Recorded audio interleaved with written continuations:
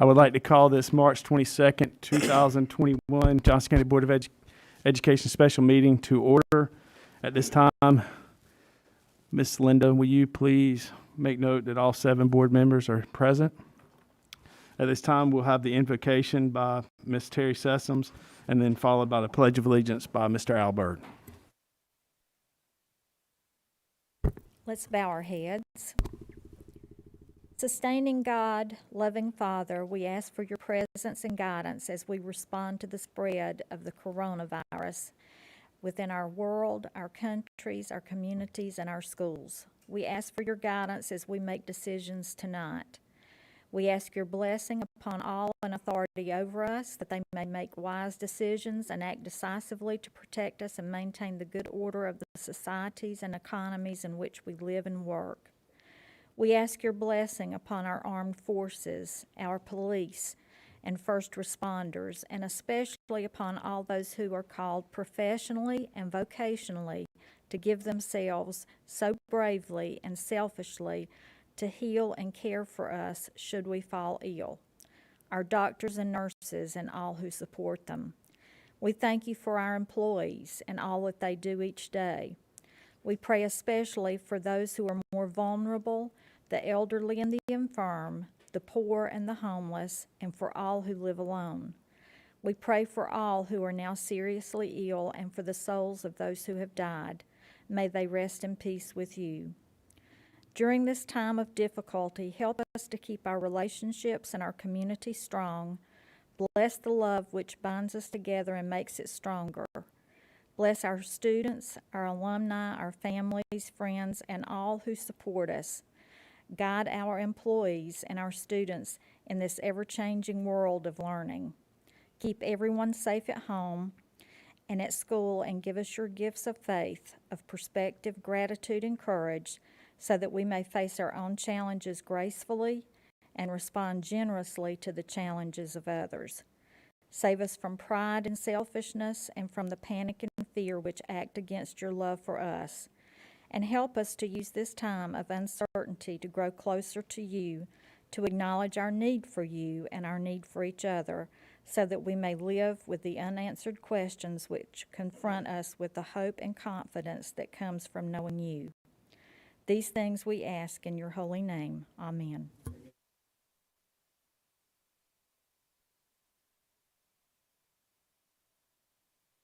And to the republic for which it stands, one nation, under God, indivisible, with liberty and justice for all.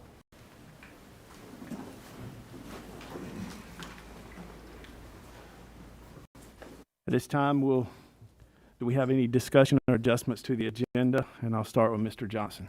No. Mr. Carroll. None. Mr. Byrd. None. Ms. Sessoms. None. Ms. Andrews. None. Mr. Wooten. None. Okay. Our agenda will stand as it is written.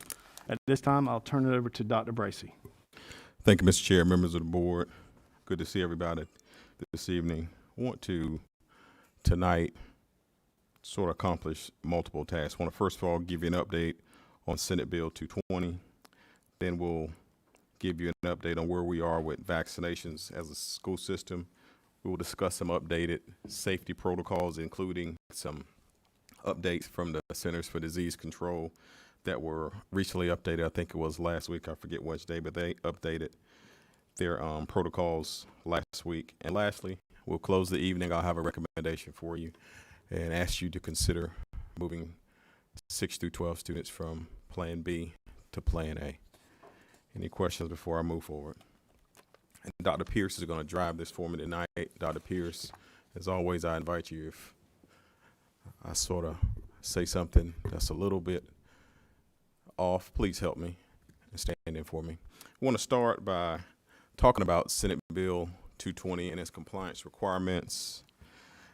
You see the 3 bullets there, and I'll just sort of try to summarize. What Senate Bill 220 requires is for all LEAs to offer Plan A to all of their K-5 students. And if I'm correct, I believe we started offering Plan A in October.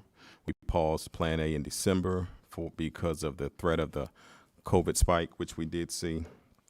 And then we re-entered Plan B for K-5 in January after the pause where we all went to Plan C. And then we re-entered Plan A for our elementary schools on March 1st, if my timing is correct. Also, Senate Bill 220 requires all the LEAs to offer a return to in-person instruction for 612 students, either in Plan A, at least 4 days a week, or Plan B to the maximum extent possible. And we have been in Plan B. We started in October for 612. We paused Plan B in December when we paused Plan A for elementary. And we re-entered Plan B for 612 in February. And when we re-entered elementary on March 1st to Plan A, I don't believe that option was available for 612 students. Thank you, Dr. Pierce. The next slide, just a reminder that when we make these transitions, we as a board have to make sure that we offer students with IEPs and 504s full-time access to classrooms under Plan A as well. And even though, I'll talk about the second bullet for a second, we do have the flexibility of adjusting our calendar to accommodate teacher work days as needed as well. Dr. Pierce, next one, please.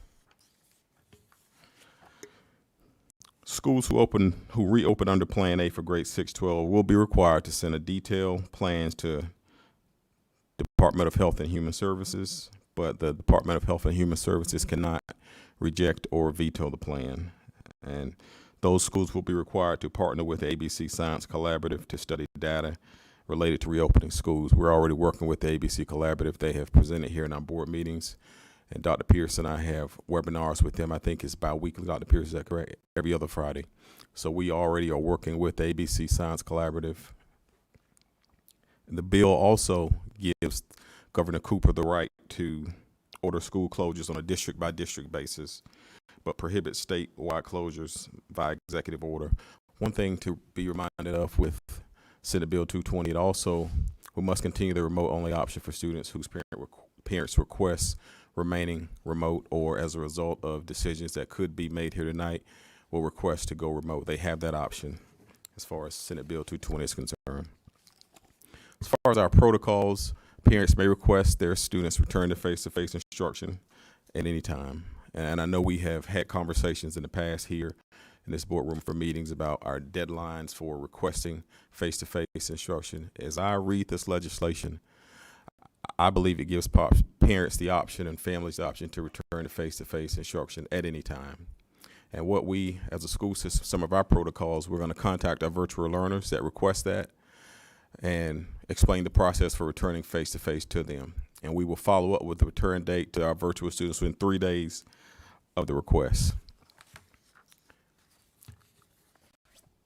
And after those 3 days, when we notify them, they'll be allowed back in school within 5 days of the request. Students who need transportation may have to wait up to 5 days for a route assignment. Hopefully it won't take that long, but that is the protocol that we're going to go with going forward. Also, as I mentioned a little bit earlier, we talked about requesting to go face-to-face. Well, some that are face-to-face also have the option to return to virtual instruction anytime as well.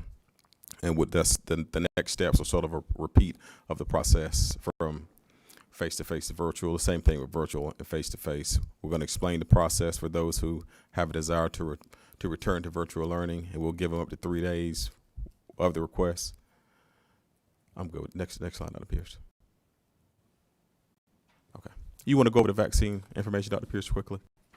I want to give you a updated number for our vaccines that we've had.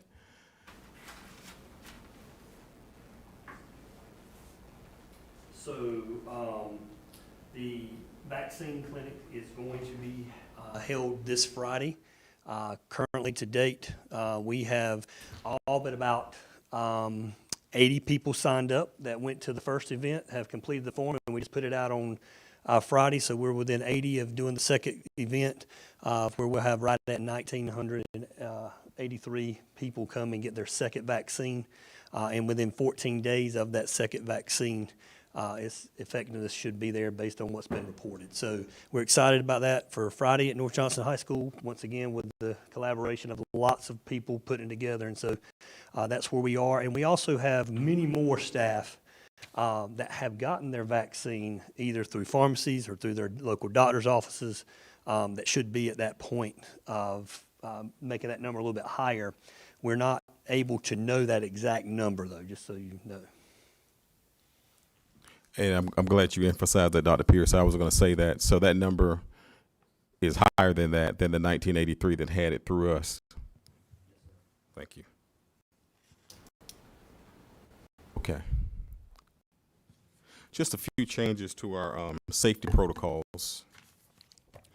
Number one is that I want to really emphasize is the changes to the building. 6 feet spacing has been the standard that we've been using for 612 since they were under Plan B. That is no longer required.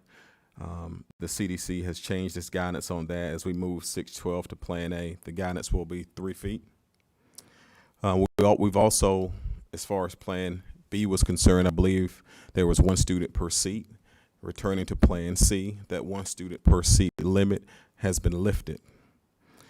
We will continue to contract trace any individual who was within 6 feet of an infected person for a total of 15 minutes or more. Just want to reemphasize that. All those must be reported to the health department, and those individuals must quarantine for 10 days. And just a reminder that currently, under our middle and high schools, we've been emphasizing the 6 feet spacing. Things that will continue that we've already done, we're going to continue wellness checks, temperature checks, looking for symptoms. We'll social distance in public spaces as well as we can. When we say public spaces, going to and fro, bathrooms. And I know 6 through 12 don't line up and walk around the building like elementary students, but we still will social distance in public spaces as much as possible. Still required face coverings for students and staff in the buildings and also on the school bus. We're going to have plenty of hand sanitizer in our buildings. We'll continue to clean and sterilize and disinfect all high-touch areas. And our maintenance and custodial staff has been amazing at that, and those things will continue. Still, seating charts are very important and a must for all classes and buses, so we can help with contact tracing, and we're still going to have safe rooms in all of our schools. And students may eat in the cafeteria. We will have PPE at all of our schools and work sites. I think that's very important. I know we've had questions and concerns come up in this boardroom about PPE, whether it's available. From what I'm told, we have plenty of PPE to go around to anybody that needs it. We will continue our signage that we have throughout the district, emphasizing the 3 W's. And remote learning on Wednesdays will be a part of my recommendation coming forward. And now I'll make that recommendation, if I may, this evening. I want to present to you my recommendation. Recommended that grades 6 through 12 students move to Plan A effective Monday, April 12th. And beginning on April 12th, our 6 through 12 students would be in line with our K-5 students and attend school Monday, Tuesday, Thursday, and Friday, and work remotely on Wednesday to continue to allow for sanitizing and deep cleaning. Dr. Pierce. And this date will also allow our schools the adequate time to adjust to any master schedule changes, balance class loads if that's needed, and prepare for larger groups of students. In addition to the recommendation of going to Plan A for 612, I also would like to add a recommended calendar change as a part of this recommendation. I would recommend that we change Wednesday, March 31st to a student day for our pre-K-5 students and 612 cohort B students. And I would recommend that we change Thursday, April 1st to a remote learning day for all students. It will give us 3 consecutive days instructionally before the Easter break. And also gives us a good segue for that Thursday remote learning day to be a planning day as we begin to continue our transition to Plan A for everybody in the district. That is the end of my presentation. You have heard my recommendations. Any questions, comments, concerns? On that 30, can you back up? Will cohort B will they just go one day? They'll slide from Thursday. They were going to go one day anyway that week. Yeah, just They'll go from Thursday to Wednesday. Yes, ma'am. And Dr. Bracy, Yes, sir. we received an email, I think about 9:15 this morning from a middle school teacher. Were you in receipt of that email as well? I was not. well, maybe a little late in the game, but I really liked her idea.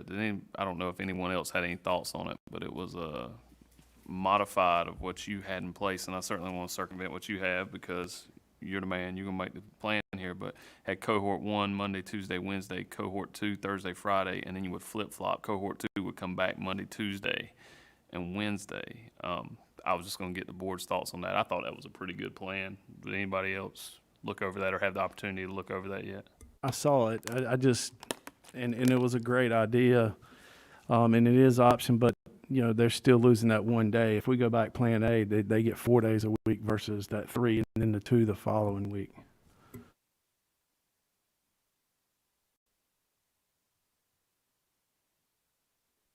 So that plan, they're there 5 days? Yeah, I think in the teacher's plan, the one that was sent to us this morning, I think there was 5 days per cohort every 2 weeks as opposed to 4. Is that correct? Okay, maybe I misunderstood that piece. No, you're good. We've gotten a lot of emails, so I mean, it could have been somebody else's.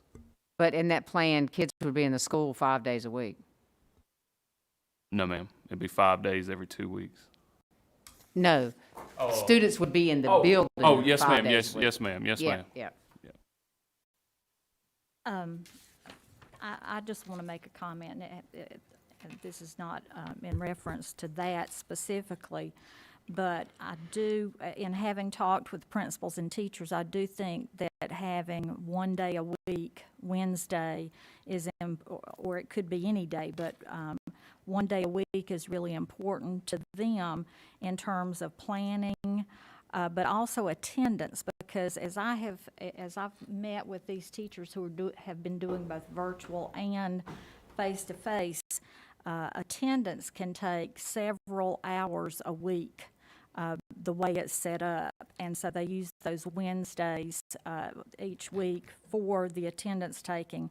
I've also talked with a number of teachers and principals who have said they need 1 day a week also because they are working individually with students who are behind, and either virtually or they're actually coming to the school on Wednesdays to get that tutorial help that they need to get caught back up.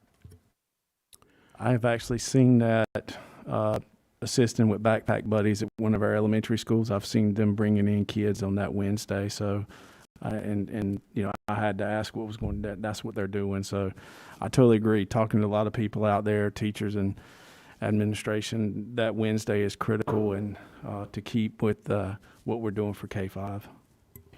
And Mr. Chairman, as I recall, parents have asked us to let them know some sort of stable schedule. And I think what the superintendent is recommending with it, having all of our students on the same schedule, all our schools on the same schedule, planning for daycare or somebody to watch the children on a Wednesday would be consistent. They would know, other than having a quarantine, that would be the schedule for the remainder of the year, unless we find the ABC Collaborative and the rest of us are not correct in what's going on with the transmission. So, I think that's the simplest thing to do. I think that's a good idea. Nothing wrong with it other than let's keep it as simple and as straightforward for staff, students, and parents as we can. And just to piggyback on that, if K-12 is all off on Wednesdays, those older brothers and sisters can be at home, not just supervising, but helping the younger ones with their virtual work. Is that in the form of a motion, Mr. Carroll, that you? I would make a motion that we accept Dr. Brace's recommendations in totality and move forward. I have a motion. Second. Motion by Mr. Carroll, second by Ms. Sessoms. Any other questions or comments? Just for Dr. Bracy, the principals you have been in discussion with the principals about this plan moving, and they're aware of the plans they need to put in place? Going to meet with them tomorrow if the recommendation goes through as well. But yes, the staff has been in constant communication with the principals. And I really want to, and I'm glad you asked that question, I want to reiterate something about the importance of those Wednesdays. It's not a day off. And I can I'm married to a teacher, and I see what she does all day Wednesday. And a lot, not just her, a lot of teachers are giving individualized instruction to students. I think Ms. Sessom said that, but I'm a witness. That's happening. They're giving extra help to students that need it on that Wednesday as well. And I think we have to also remember, and of course we all dream of the day we come back. This is a step toward normalcy. It's not 100% normalcy. It's a large step toward normalcy. There's still going to be some teachers teaching virtual and face-to-face. And I think that Wednesday is critical for the planning to be able to do just that. I agree. Bringing back, I was curious as to, class size and those situations that were happening in our middle schools and high schools when we bring kids back. Obviously in middle and high, it's double the number of children you've had in there for Plan B. That's basically what you're doing. Yes. Now, given this new bill, parents can make a decision to change their mind, and that could change the numbers. If parents are uncomfortable with those class sizes, they can exercise their right to my go. concern would be, and I think I feel like the rest of the board, do these schools need any additional resources in order to meet that, whether we go to desks rather than tables or, whatever we need? Resources as in desk and tables? Well, yeah, I mean, in regards to being able to do this and do it safely, if they need different furniture in their room in order to accommodate the number of children that they're going to have back in a class period, a block, whatever their class periods are called. We'll get them what they need. Yeah, that was my point. I think that's the concern, perhaps, that you're doubling my numbers in there. Some schools that'll be a big issue. Some schools it might not be an issue at all. We just want to, we're very conscious of the fact that they may need to change some furniture around in order to do that. Sure, and we have that flexibility, Ms. Andrews, because of this. We have some teachers. My wife is teaching all day. Nobody's in the room but her. She's in her classroom. They can get any. She probably doesn't want me to say this, but they can go down to her room and grab some of. I'm sure y'all on top of that. That would be my thinking if I was a middle school. Would be that I'm going to have more children in that room, and Certainly. I don't have a space in there, that kind of thing. So yeah, We'll make sure that that's not the Plus, case. going from 6 feet to 3 feet is a game changer. It is. Obviously, you want a social It distance, is. at least 3 feet, but it's a game changer for the classroom. Yes, sir, it is. But as far as furniture is concerned, if there's a need, we'll get with Mr. Moore. And if something needs to be ordered, we'll have a conversation with Mr. Britt. But we think we're in good shape as far as furniture. Dr. Pierce, unless you know something. I just think it's important for the board to know that no social distancing That's right. is required under Plan A. That's So right. we don't even have to have 3 feet, and Okay. that may very well happen, and we need to be very clear on Absolutely. that in our middle and high schools. okay. Well, I think the important thing, and what have been concerned about the whole time, and we all have, and is the safety of our staff and teachers. Not so much the young folks, if the ABC collaborative is to be believed, and I think it is valid. One of the things that maybe we didn't delve into or was not brought out enough is their stuff holds true as long as your county is not in a red or a high orange situation. And I think now we will have the bulk of our staff that wanted a vaccine will have 2 vaccines. It will be 2 weeks beyond their last vaccine before they go to class. There was a question that came up, do we have to quarantine staff that have been exposed to a COVID, and it's not required if they've had both vaccines and it's been within 90 days of those vaccines. So that'll get us well into the end of the year. But one, they're covered with their vaccine, and with all our numbers, and I'm not sure exactly where they are, but I think we're in a low orange right now. Is that correct? The ABC collaborative data should hold true in terms of student to student and student to staff transmission. The other thing is on Wednesdays, we had our nurses and social workers, and Dr. Pierce, you can attest to this. Those Wednesdays are very much necessary to utilize our nurses and our school campus for these vaccinations that we're doing in our communities. So I do think it's crucial that we keep Wednesdays open and go 4 days a week. And I would just like to thank Dr. Pierce and Dr. Bracy and all of our staff, our school nurses, Dr. Amanda Allen, our social workers, all those people who have jumped in to help with the community vaccinations and specifically with our staff. So, because that was my concern early on, was the number of, first of all, keeping our staff safe, and second of all, the number that we had in quarantine not being able to fully operate the schools. So thank you for your hard work and your diligence in making that happen. All right, we have a motion and a second on the floor. At this time, we'll go to a vote. All in favor, say aye. Aye. All opposed? Motion carries 7-0. At this time, I'll entertain a motion to adjourn. So moved. Motion by Mr. Wooten, second by Mr. Johnston. All in favor, say aye. Aye. All opposed? Motion carries 7-0. We're adjourned. It's 5:30.